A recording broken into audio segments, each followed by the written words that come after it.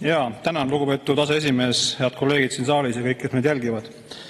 No tegelikult on väga kahju kuulda, et seda eelnõud tahetakse tagasi lükata. Ja siin on need aspektid täna juba tegelikult ka mitu korda kõlanud, aga käime siis uuesti üle. Eelnõu ise ju tegelikult on lahendamas probleemi, nagu ma enne ka välja tõin, siis reservväelaste siis tasu reservõppe kogunemistel osalemise eest ei ole 2018. aasta saadik muudetud. Ja kui me vaatame ainuüksi seda, mis on vahepeal toimunud selle aja jooksul meie siis inflatsiooniga riigis, maksutõusudega või ka nende maksusoodustuste kaotamisega, mida on tehtud, siis mis puudutavad erinevaid laenuintressidelt siis tagasaadavat tulu või siis ka laste pealt, siis tegelikult riik on oma kodaniku suhtes selle aja jooksul väga tugevalt vähendanud tema hakkamasaamisvõimet, aga samas on ära unustanud teise poole. Nüüd, mis rahalise poole seda kompenseerida? Nüüd Leo tõi siin välja oma siis jutus selle, et jah, et ühel hetkel läks siis KRA alla see tegevus ja kuidagi on kahe silma vahele jäänud.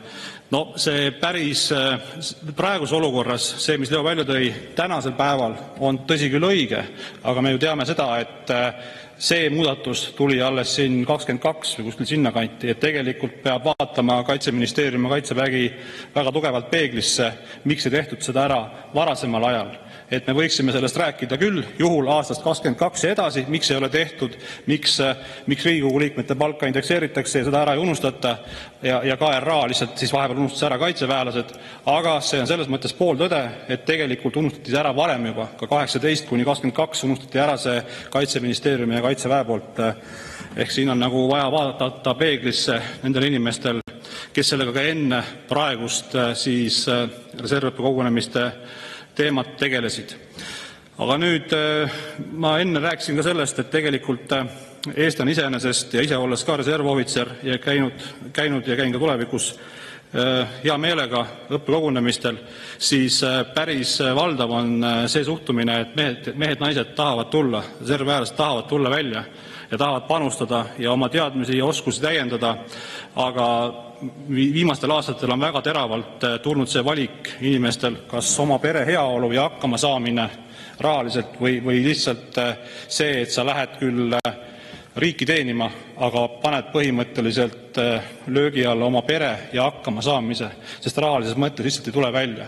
Ja täpselt sama on, et ka on ettevõtjaid, kes, kui neil võimaldab ettevõtlus seda, kes hea meelega panustavad sellesse ja ka maksavad siis selle aja eest oma siis töölisele või tööl olevale isikule, kes on reservõppe kogunemisel raha, aga väga suurel hulgal ka ettevõtjatel on väga raske, me teame seda kõik, ja ei ole võimalik seda teha. Ja nüüd need näited, mida ma tõin, ma käin uuesti üle, et kui me vaatame siis aastast 2018 kuni tänaseni Statistikaameti kodulehelt leitavat siis tarbijahinnaindeksit, siis need on väga lihtsad ja kõnekad numbrid.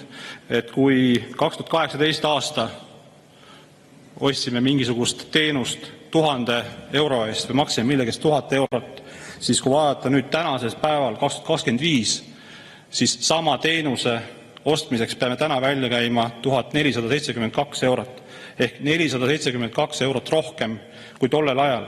Nüüd liidame siia juurde veel selle aja jooksul, nagu ma enne välja tõin inflatsiooni ja veel muud asjaolud, mis on toimunud siin vahepeal, siis tegelikult see on päris oluline summa, et inimesed on pidanud hakkama kulutama raha selleks, et valmistada võimalikuks siis sõjaliseks konfliktiks, meil kogu aeg räägitakse pidevalt, et kohe on sõda tulemas, ehk siis need kulud ainuüksi 472 eurot on see raha, mis on vahepeal väärtust kaotanud raha selle aja jooksul, aga ka sellest sõjahirmust ja kogu sellest olukorrast majanduses on veel hulk muid kulusid, mis on inimestel peale tulnud. Palun lisaaega, 3 minutit. 3 minutit lisaks. Ehk siis see vajab ülevaatamist ja nüüd kuidagi ei taha nõustuda sellega, et see eelnõu on vaja sellepärast tagasi lükata, et ei ole mitte midagi võimalik teha. No siin saalis istujad teavad kõik seda, et lugemiste vahel on võimalik muudatusi teha. Ja siin täna on juba saalis ka kõlanud ettepanekuid, et hästi, et laseme selle eelnõu ilusti edasi järgmisele lugemisele ja teeme vahepeal ettepanekuid. Ja ettepanekuid olid siin väga mõistlikud, mida ka Varro Vooglaid välja tõi, et okei, tõstame siis selleks, et teha selle viimase 8 aasta puudujääk, tõstame selle siis ära, kas on see koefitsient 1,3 või ka nagu hea ettekandja Leo Kunnas ütles, et võib-olla peaks ka suurem olema, et see vahe teha tagasi. Hästi, tõstame siis selle ära, arutame, teeme muudatusettepanekud ja siis pärast seda arutelus siis ka ministeeriumiga näeme siis ette selle indekseerimises edasi, et see on mõistlik iga-aastaselt see tõus ja ei ole üldse probleemi. Aga sellega ei saa mitte kuidagi nõustuda, et me nüüd mitte kuidagi seda eelnõu praegu muuta ei saa ja peame selle pärast tagasi lükkama. Selle väitega ei saa nõus olla, nii et ma soovitan küll kõigile, et riigikaitse on ikka selline asi, milles ei ole nagu mõtet hakata siin rääkima musta valgeks selle koha pealt, et ei ole võimalik midagi muuta. No tegelikult on, et laseme selle eelnõu rahulikult edasi järgmisele lugemisele, teeme sinna muudatusettepanekud, arutame need läbi ja saame edasi minna, sest nagu ka siin Leo ettekandjana välja tõi, siis jah, me võime loota, et äkki kaitseminister tuleb ja kaitseministeerium teeb ettepanek, kuidas see probleem lahendada. Aga ega meil mingit kindlust ei ole. Täiesti arusaadav, nagu siin ka öeldi, kindlust ei ole ja mitte miski ei takista meil täna Riigikogu liikmetel minna selle eelnõuga edasi, teha siia oma parandused, need läbi rääkida ilusti ja selles mõttes riigikaitsekomisjon on teada-tuntud komisjon, kus ikkagi väga põhjalikud asjad lahti võetakse ja läbi arutatakse ja mul on küll usku teisse, et te saate selle asja, ka selle eelnõu teha selliseks, mis annab meile kindluse, et me näitame inimestele ka ja reservväelastele, et me tahame sellega tegeleda, me paneme selle sisendise sisse ja võtame selle eelnõu vastu ja ei pea siis muretsema selle pärast, kas Kaitseväe juhataja leiab aega seda ette võtta või kui peaks Kaitseväe juhataja jälle vahetuma, mis on väga tõenäoline, siis ei tea, millal ta jälle ree peale saab ja üldse asjadeni jõuab jälle pool aastat kadunud minimaalselt, nii et ärme karda, hoiame ambitsiooni, laseme selle eelnõu järgmisele lugemisele ja teeme siia vajalikud muudatusettepanekud ja seda me kõike teeme ju enda heade reservväelaste ja inimeste jaoks, kes on meie kodumaa kaitsjad. Aitäh!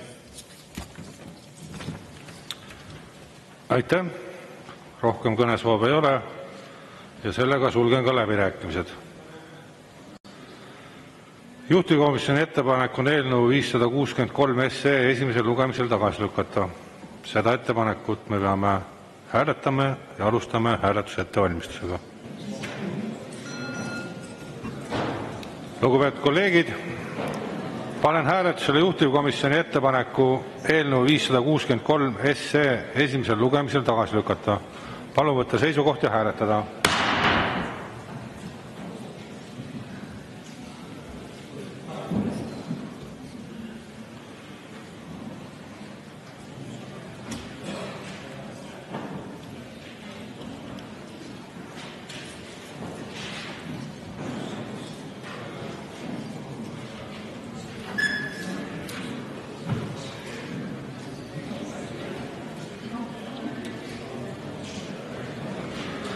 Ettepaneku poolt oli 48 Riigikogu liiget, vastu 11, erapooletuid 0.